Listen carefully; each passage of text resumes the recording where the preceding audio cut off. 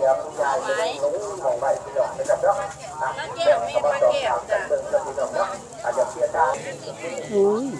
ได้บ่ใหญ่ทุกใส่ ผมฟันมันปลาปลายังขับนี่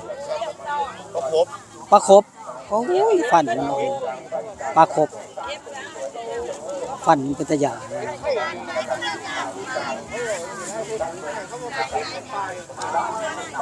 มีเห็ดมาขายน้ำอยู่เนาะนี่ก็ได้ ยาเนาะสามารถเอาไปกั้นได้ให้บางคนนี่คือเฮ็ดม่วนนี่ ส่วนมันเป็นหนาเห็ดไข่เนาะส่วน เ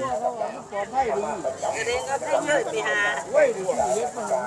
ลี้ยงพวกเฮ็ดไข่แล้วอาวุธแล้วน้ำรองมันน้ำ พว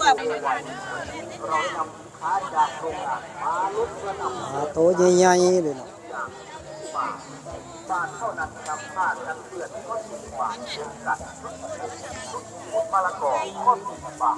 เบิกต้นนี่เป็นตะไคร่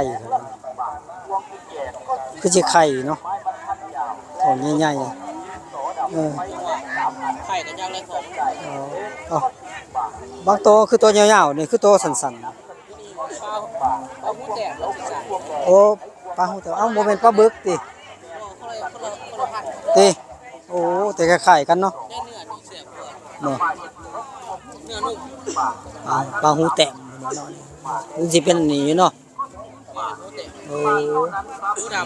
หูดำปลาหูดำปลาหูดำว่าเป็นปลาตาต่ำตัวยาวๆนั่นโมแม่นแต่คล้ายๆกันเนาะคนละสายพันธุ์เนาะ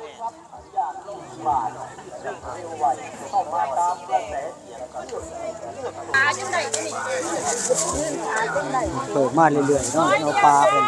ยิงตามซอกเนาะ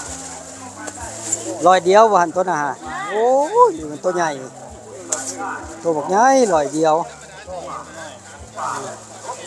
นี่ขนาดตัวหน่อยเลยนี่ขนาดตัวหน่อยมันตอนซอกเนาะ มีโลละ40 บาทมีโลละ40จ้าเลือกเลย โลละ40เลยเนาะ นี่ตัวหน่อยก็มีนี่ตัวหน่อยอยู่ตัวเดียวนี่เนาะ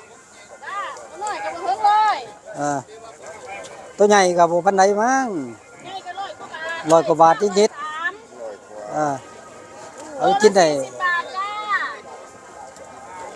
ไปตัวเดียวเนี่ยกินหลายบาทเลยนะอยู่ใหญ่หลาย เนาะ ของเพิ่นเอิ้นไปด้วยอันเดียวเขาจะซับมา